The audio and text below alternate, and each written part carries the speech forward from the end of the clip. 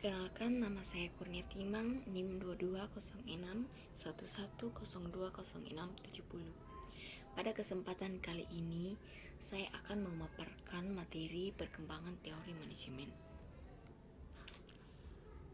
Perkembangan teori manajemen terjadi dari masa ke masa, mulai dari teori manajemen ilmiah sampai teori manajemen modern.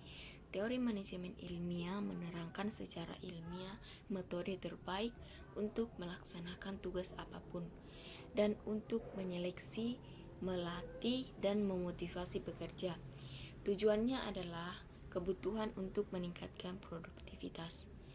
Teori manajemen ilmiah ini berkembang pada tahun 1870 hingga 1930. Pada kisaran tahun 1900 sampai 1940 muncul teori organisasi klasik. Teori manajemen klasik, aliran ini mendefinisikan perhatian dan kemampuan manajemen dibutuhkan pada penerapan fungsi-fungsi tersebut.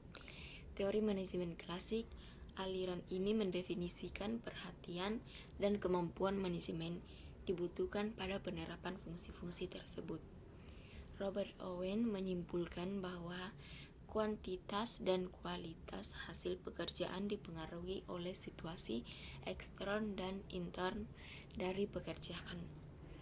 Teori manajemen klasik dibentuk untuk merampingkan operasi, meningkatkan produktivitas, dan meningkatkan laba. Teori ini muncul pada akhir abad ke-19 dan menjadi terkenal pada paruh pertama abad ke-20.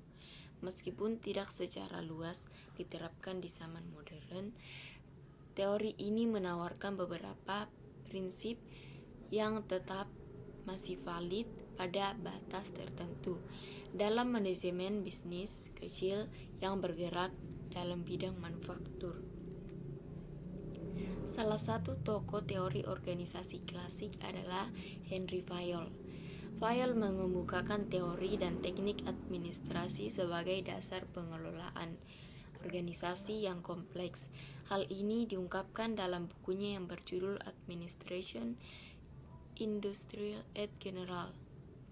Fayol dan Taylor mengemukakan hal-hal yang sama, di mana prinsip-prinsip manajemen tertentu harus dipelajari oleh baik manajer maupun karyawan. Akan tetapi, Fayol lebih menitikberatkan kepada manajer tingkat bawah, sementara Taylor kepada manajer tingkat menengah dan atas. Dalam teori menurut Fayol, manajemen dibagi ke dalam 5 unsur, yaitu perencanaan, pengorganisasian, pemberian perintah, pengorganisasian, dan pengawasan. Selain kelima unsur tersebut, Fayol membagi 6 kegiatan manajemen, yaitu yang pertama teknik produksi dan manufacturing produk, yang kedua komersial, yang ketiga keuangan, yang keempat keamanan, yang kelima akuntansi dan manajer, dan yang keenam manajerial.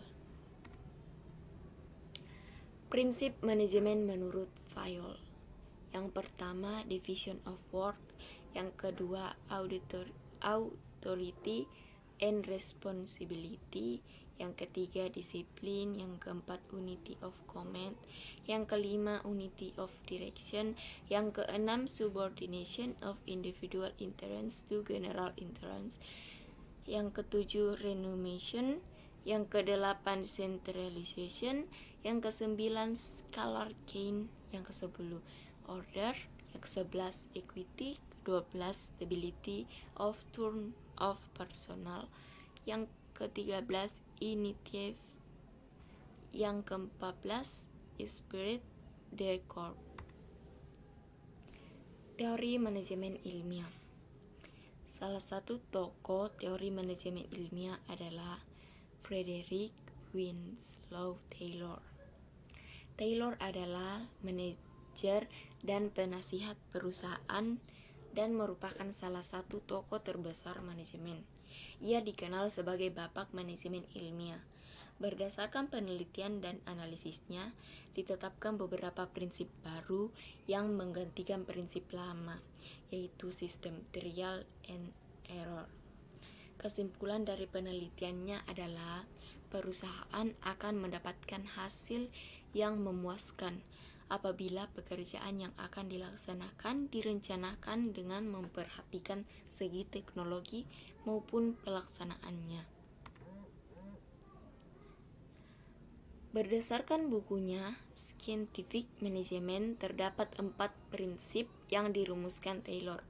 Yang pertama, menghilangkan sistem coba-coba dan menggantinya dengan metode ilmu pengetahuan di setiap kegiatan manajemen.